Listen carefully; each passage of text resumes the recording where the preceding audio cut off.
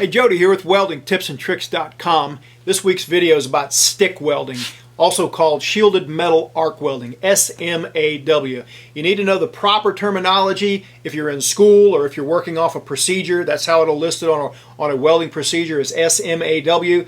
But in conversation with the guys, it's stick welding or maybe even arc welding for some of the old timers. All right, we're going to get right into it here. This is a MIG arc. And what I want you to notice is that nozzle just pretty much stays the same distance from the arc all the time. And that is how MIG welding differs from stick welding in the learning process, because during stick welding, that stick electrode gets shorter all the time. It's burning off and continually getting shorter. So what you have to do is not only progress the puddle along at an even rate, but you have to feed your hands inward to compensate for the rod getting shorter all the time. And that's difficult to do when you're first learning. This is something I see beginners doing virtually all the time when they're first starting, is just holding too long of an arc because they can't get used to the rod getting shorter all the time. Contrast that with, after you get a little bit of seat time, holding a more consistent arc. Big difference. Puddle is more defined. This is the 6013 rod, which I don't really care for because the puddle is kind of hard to see sometimes and can really get some slag inclusions if you don't use the right amperage or do some things. But anyway, the weld on the left there obviously is just crap, and then it got a lot better when I tightened the arc length. So I'm going to talk about today some beginner stick welder machines that you might want to think about, and it all depends on what you want to do with the machine as far as which one you want to choose. Today we're talking about the Lincoln Tombstone AC Buzzbox, that red one that you see in all the big box stores, an Everlast Inverter 160 STH, which is a TIG high freak start as well as a stick welder, and then a Miller Thunderbolt ACDC transformer machine. Probably the most common stick welder out there is this one. Easy to find. I just went to Craigslist just now, found one right away for $160. I'm sure you could get one for $100 if you looked very hard at all. They're good little machines. They're very durable, very tried and true, but limited in what you can do. You can pretty much just stick weld and just stick weld with electrodes that are designed to be used for AC. But that's actually quite a lot of them. 6011, 6013, 7014. If you want something a little more versatile, if you want to stretch and be able to run DC rods like 7018 and such, and also be able to TIG weld on DC, here's an option for you. It's just an Everlast 160 STH. It's a high freak TIG, foot pedal capable, or it can do lift arc, and it's a stick welder, a good little stick welder, very portable machine and fairly affordable. I believe it's under $500, and by the time you add foot pedal and all, it's still fairly reasonable, but it's capable of doing some precision work, kind of like this little machine shop work here, filling in little puddle and little rosette welds. I did this little hammer project here, pretty much maxing it out at 160 amps on some 2-inch bar stock, welded to a 1-inch handle, and it's got a lot of power. Very smooth arc, in addition to being a really good, really capable little stick welder. So now you can, if you wanted to practice for your 6G test or practice for, whatever, stick welding as well as TIG root with stick fill-up, that's a possibility. Today I'm going to be using these Lincoln Excalibur 1/8 7018s, and I'm going to crank this machine up to close to 140 amps, and I am welding a pretty big piece of square tubing or rectangular tubing to a base plate here, just some scrap that I had laying around.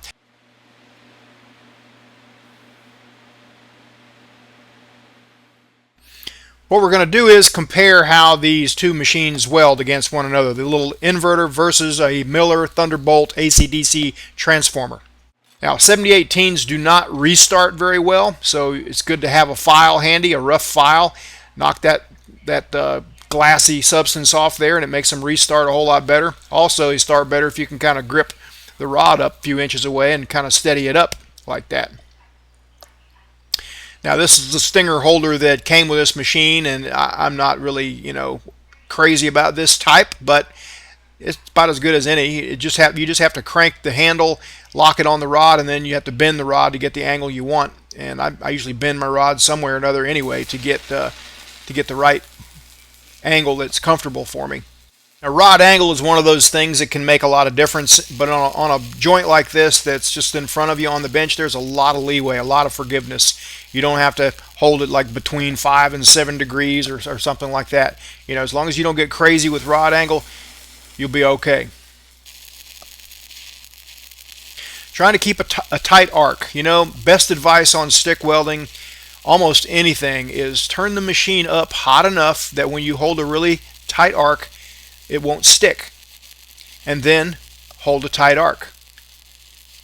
And that's kind of what I'm doing here. I can pretty much feel the flux kind of rubbing against the base metal, and I'm not resting it, you know, against there, although I have done that before. Pretty much let the weight of the rod almost just rest if I crank it up hot enough. But today I'm not holding quite that tight an arc. All right, I'm not showing every side of this. Just kind of give you the idea. We're gonna make a tie-in here to that previous crater. Light up in front and then kind of drag it back there and shoot for that crater and pause for a second and then try to cover up my arc scratches as I go.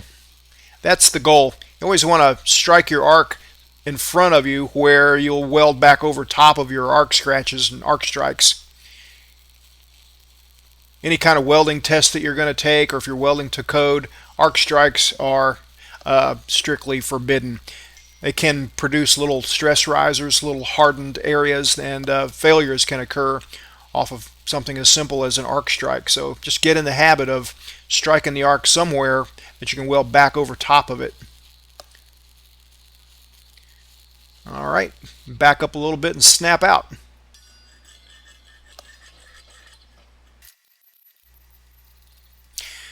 I'm using a little masonry chisel here to knock off spatter BBs.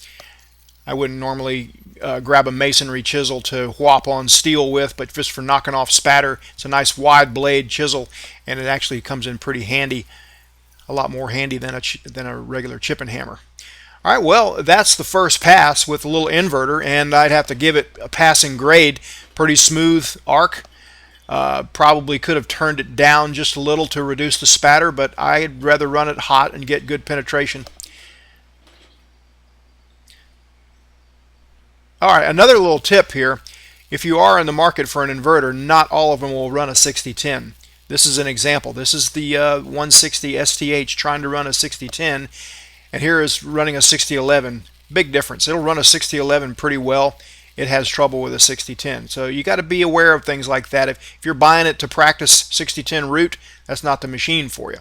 Now, we're going to use a Miller Thunderbolt now, and you can also hook up, since it's an ACDC transformer, you can also hook up a scratch start TIG rig to the Miller Thunderbolt or any other ACDC stick welder.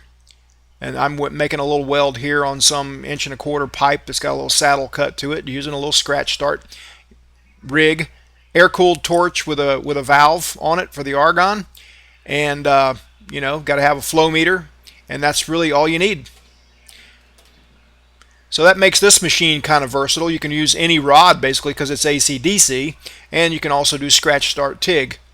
I got this thing starting off about 140 amps on DC plus, DC positive, and so now we're going to run 2 beads over top of the 1 bead that we just ran with the inverter. And just kind of compare things and see if one is that much different than the other or not much. You know, welds like this, multi-pass welds using 7018 are fairly common in the industry. You know, even when I was a pipe welder, I also had to weld quite a bit of structures like this for pipe supports and pipe hangers. And you know what? There's a skill to it. A lot of guys throw off on structural welders. Oh, this doesn't take as much skill as does pipe welding. It's just a different skill set. And I had much respect for the guys that did it when I had to do it, because you have to get in all kind of tight spots and all kind of positions, and you know, you got to make a weld free from undercut and right fillet weld size and all that stuff. Just a whole different skill than pipe, but a skill nonetheless. It's a little bit cold, so I'm going to crank it up 5 to 10 amps or so and see how the rest of it goes. Didn't do too badly, but it just seemed a little cold. These dials like this on welders, they are about as accurate as a Zebco 33, you know. I mean, it's not exactly precision, close enough, but one machine's different from the other a lot of times. Let's see what happens here, a little hotter. I don't know. Too early to tell. Actually seems like I could crank it up a little bit more. But it is hot enough that it's not trying to stick with me at all, and that's a good sign. You can see how much I'm trying to overlap that first pass, probably about 2/3, a little more than half. And that's important when you're doing a multi-pass weld like this. You would think you want to overlap it exactly halfway. That's usually not enough. You usually wind up with a little low place between the first and second bead if you do that. All right. A quick chip and hammer wire brush action, and we'll be ready to put that second pass on. See what kind of shape we're in here. So far, so good. I really honestly can't tell a huge difference between the outcome from the inverter and this little Thunderbolt here. Both are fine. The inverter's probably got a little smoother arc, but how does that translate into the actual bead? I don't think much. You know, it just pretty much allows you to make a nice bead either way, and the biggest advantage of the inverter is portability. You know, you could throw that thing on your shoulder and put it in the trunk of your car, back seat of your car, floorboard of your car, whatever. And this little Thunderbolt, you know, you might strain your gut trying to haul it around much. It's just pretty hefty. Now, which one's going to be here 30 years from now? Anyone's guess. That's also always a consideration when you're shopping for a welder. You know, is this going to be something that my kids are going to use? Does that matter to you? You know, these transformers are pretty rugged machines, and inverters don't have the reputation yet of being as rugged as transformers. That just is what it is.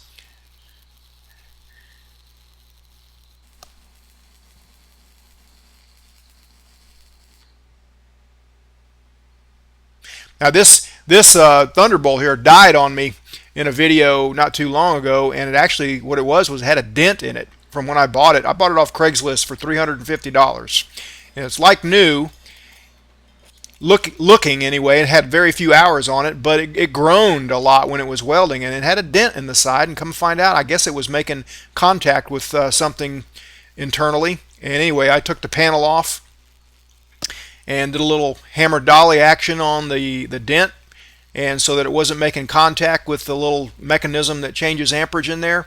The case wasn't, and welds again just fine, and so I'm glad too, because I like to have machines like this in the, you know, in the arsenal for doing videos with, because a lot of people have simple machines like this. We'll hit it a lick with the wire cut brush and see what we got.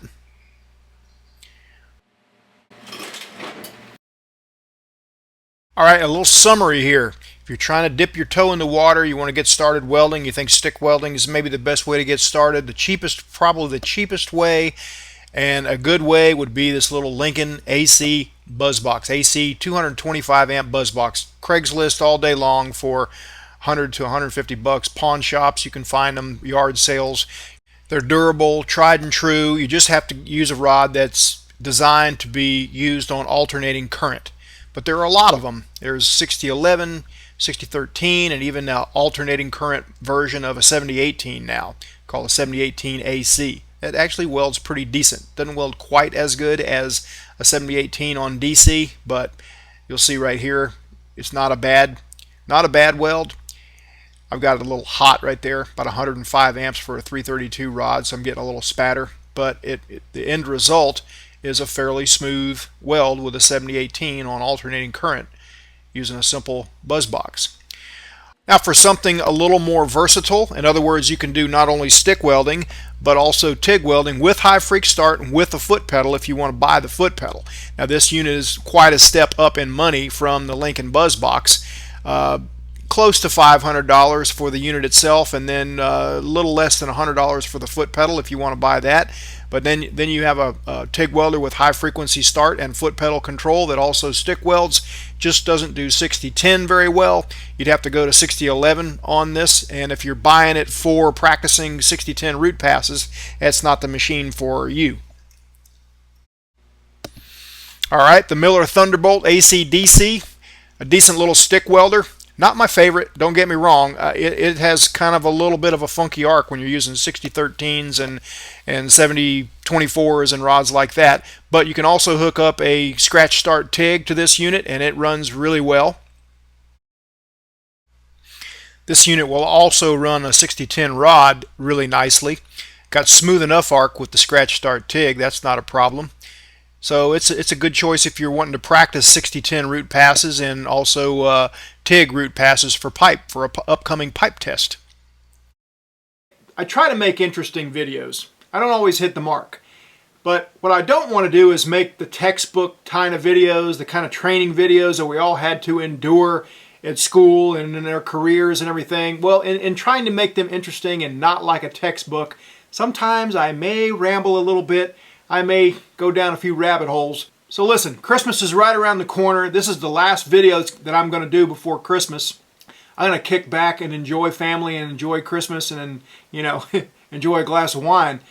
But Merry Christmas to you. You know, I know that you got lots of choices out there, and thanks for giving me your time, and we'll see you after Christmas.